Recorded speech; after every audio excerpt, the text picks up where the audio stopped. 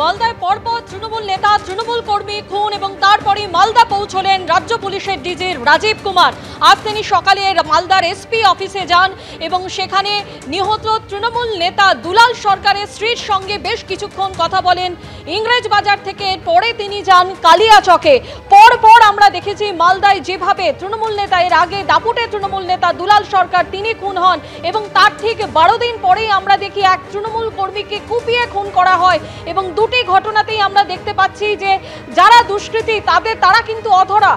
একদিকে ইংরেজ বাজারের ঘটনায় দুই দুষ্কৃতী তাদের ইতিমধ্যেই ছবি দিয়ে পুরস্কার ঘোষণা করা হলেও তাদের কিন্তু কোনো খোঁজ পাওয়া যায়নি। অন্যদিকে কালিয়াচকে তৃণমূল কর্মী খুনের ঘটনায় মূল অভিযুক্ত জাকির তারও কিন্তু এখনো পর্যন্ত কোনো খোঁজ পায়নি পুলিশ। আর এই পরিস্থিতিতেই মালদায় পৌঁছেছেন রাজ্য পুলিশের ডিজি রাজীব কুমার। এই মুহূর্তে আমাদের সঙ্গে রয়েছেন আমাদের প্রতিনিধি করুণাময় সিংহ। করুণাময়, যে প্রশ্ন উঠছে যে রাজীব কুমার রাজ্য পুলিশের ডিজি তিনি মালদায় পৌঁছেছেন এবং পরপর দুটো খুনের ঘটনা ইংরেজ বাজার কালিয়াচক, কিন্তু যে প্রশ্ন উঠছে তিনি তো কথা বলছেন কিন্তু যারা দুষ্কৃতী তারা তো এখনো অধরা। একদমই, দেখো এখনো পর্যন্ত দুলাল সরকার খুনের যে ঘটনা সেই ঘটনায় দুজন দুষ্কৃতী এখনো অধরা।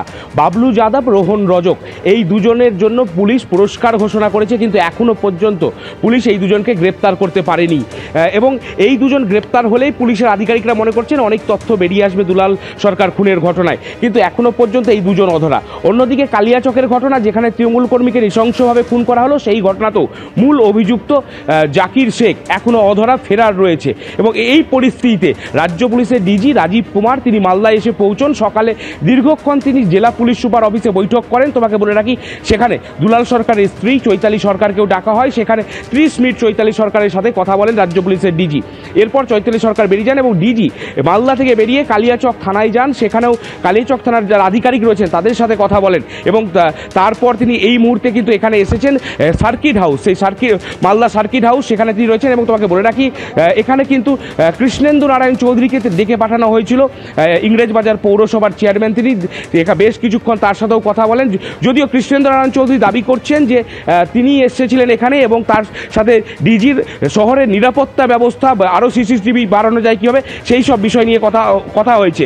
তোমাকে বলে রাখি যে এরপরও কিন্তু একটা বিষয় খুব পরিষ্কার যে এখনও পর্যন্ত যেটা ডিজি সন্তোষ প্রকাশ করেছেন পুলিশের তদন্ত নিয়ে, কিন্তু বিরোধীরা অভিযোগ করছেন যদি সঠিক পথেই তদন্ত এগোয় তাহলে এখনো অভিযুক্তরা ফেরার কেন, অধরা কেন? ধন্যবাদ করুণাময়।